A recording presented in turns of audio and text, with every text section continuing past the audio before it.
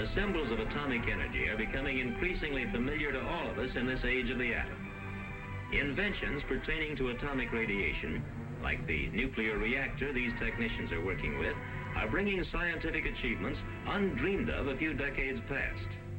Particularly promising are the advances being made in the biological sciences through the application of the atomic elements made radioactive artificially in the nuclear reactor are frequently used as sources of such radiations. In the metal cylinder coming out of this nuclear reactor is one of these elements which has been bombarded and now contains a radioactive isotope. Such radioactive isotopes are among the newest tools to be applied to problems in biological research. Sometimes the scientist wishes to observe the effects of the radiations themselves.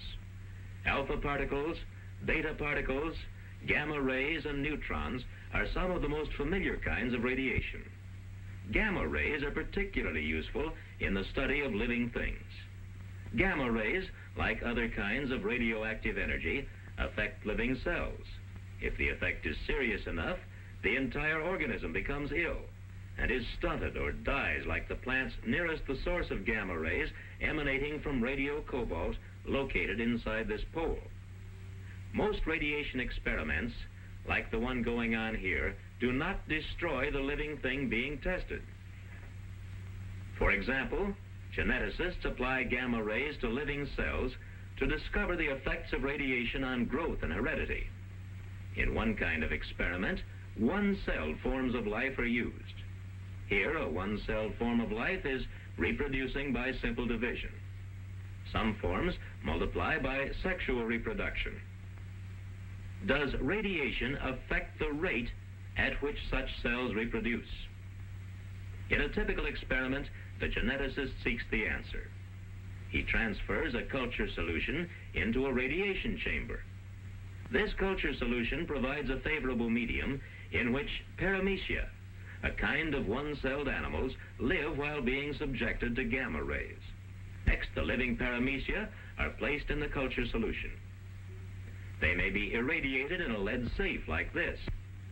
Inside is a source of radioactive cobalt that releases gamma rays. After irradiation, the paramecia are carefully observed under the microscope so that the number of cell divisions can be counted. The geneticist finds that the irradiated cells do reproduce faster than cells that have not been irradiated. Future generations of paramecia will also be studied to see if the effects of radiation are transmitted from one generation to the next. Experiments using radioactive elements are being applied to larger forms of life as well as to single-celled forms of life. Here, corn plants are the subjects of experimental work. Gamma rays, released by the radioisotope cobalt, located within the hollow pole, are affecting cells of the corn pollen. Experiments are also conducted in special indoor plant growth rooms like this one, where they can be controlled even more closely than is possible in the field. The plants in this growth chamber are being subjected to gamma rays released from a radioactive element inside the lead container. The problem is to discover how this atomic radiation may affect the hereditary characteristics of living things. That is, how do radiations affect the tiny units of cells called genes that transmit hereditary characteristics? The genes are represented here as bead-like bodies attached together in chains.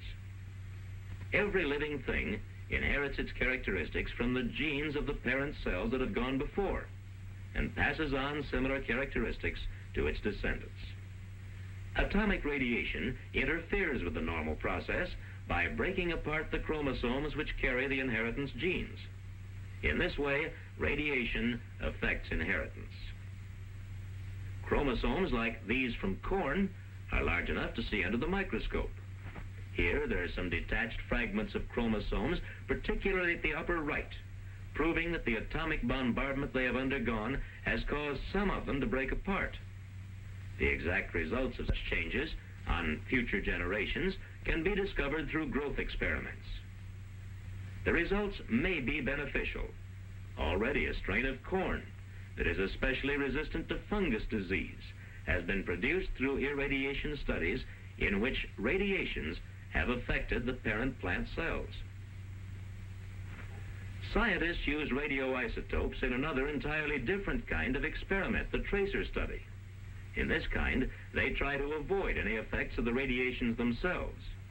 For example, in this experiment, plants called algae are being given radioactive carbon dioxide in order to study the food-making process carried on by their cells. Here is another research project in which radioactive carbon dioxide is used.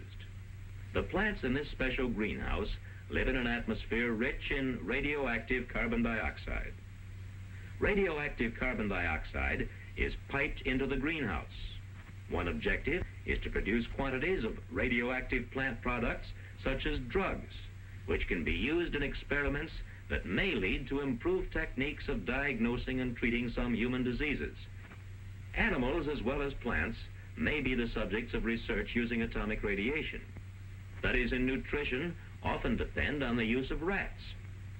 Here, the experimenter uses a rat that has been fed radioactive table sugar. The experimenter places the rat in a special container where all of its waste products can be collected for analysis. By knowing how much radioactive sugar was fed and how much radioactive waste is given off, the physiologist may discover more facts about the chemical processes that take place when a carbohydrate is digested and used. Similar experiments may be performed to study the use of proteins, fats, or other types of food. The distribution of an element in an animal's body can also be tested using rats. In a typical experiment, blood is taken from a rat previously injected with radioactive iron. The blood will be tested for radioactivity to find how much of the radio iron is still present. To do this, the iron is removed from the blood sample and electroplated onto a small metal ring called a planchet. The amount of radio iron that electroplates out on the planchet can be exactly determined by using radiation counting equipment. Based on such experiments, the dosages and techniques of using radio iron for treating disease may be perfected. Much of the research in biology is done in the hope of contributing to the welfare of humans. This is particularly true in the study of diseases like cancer. Learning to control a disease depends in part upon understanding the processes by which the disease develops. In cancer, animal experimentation is especially helpful. Experiments are planned to study how cancer develops. To do this, cancer may artificially be induced in animals through excessive exposure to radioactivity. Here, beads containing a radioactive isotope are strapped to the rat's body. The radiations released cause the rat to develop cancer. Other experiments are devised to study techniques of treating cancer. One technique employs the cyclotron, a machine that can produce a stream of extremely fast-moving atomic particles. In this case, a beam of radiations called deuterons is used. The treatment is given in a specially shielded room called a deuteron cave. The treatment depends upon focusing a narrow pencil-like stream of deuteron particles on the tumor. From time to time, the rat is turned so that the tumor is affected from different directions. The tumor receives a much larger amount of radiation than any of the surrounding tissue. In this way, the effects of radiations can be beneficial to the organism as a whole. Experiments of this type seem promising, but such treatments are not applied to humans until they have been thoroughly tested on animals. Radiobiologists use sources of radioactivity for internal human use as well as external use. Here, a liquid containing a radioactive isotope is being prepared for human use. Radioactive atoms in the solution will attack the cancer from within the body. Safeguards are continually being perfected to avoid damaging the healthy tissues of patients or those administering the treatment. Since atomic radiation improperly used may be extremely dangerous, much research has been done to discover the most effective protective measures. In league with physical scientists, biologists are learning how best to protect humans from dangerous amounts of radiation. Protective clothing, barriers made of radiation-resistant materials, remote control equipment, and medical tests are some of the measures developed through experimentation to guard against harmful exposure. From their raw material stage, through their use, to the ultimate disposal of any waste that remain, radioactive materials are handled according to techniques prescribed as the result of painstaking biological research. The future applications of atomic radiation can scarcely be imagined, but progress is being made and research is leading the way. And in this research, the biological sciences continue to take their place in the ongoing pattern of achievement by advancing man's understanding of life itself.